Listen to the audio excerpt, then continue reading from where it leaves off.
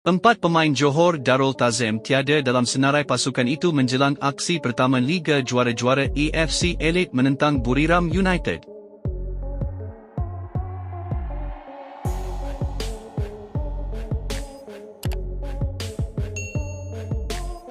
Johor Darul Tazim akan berdepan ujian sukar menentang Buriram United malam ini, bagaimanapun JDT terpaksa beraksi tanpa empat pemain mereka.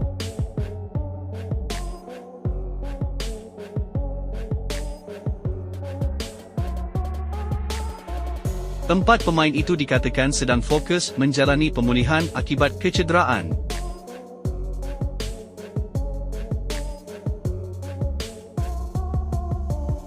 Ini berdasarkan senarai awal pasukan ACL Elite di laman sesawang AFC.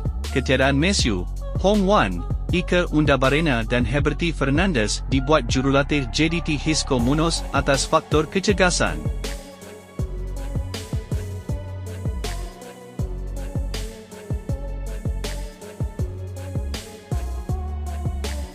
Hong Wan pula membina semula kecergasannya selepas pulih daripada jangkitan aneh yang memaksa beliau berehat hampir setahun.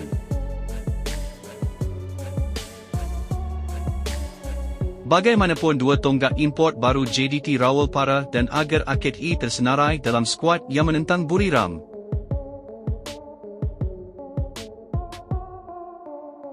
Selain mereka, Munoz turut memanggil trio pemain muda import iaitu Cuesta, Celso Bermejo dan Franco Casquete untuk menghadapi Buriram United pada aksi ACL Elite malam ini.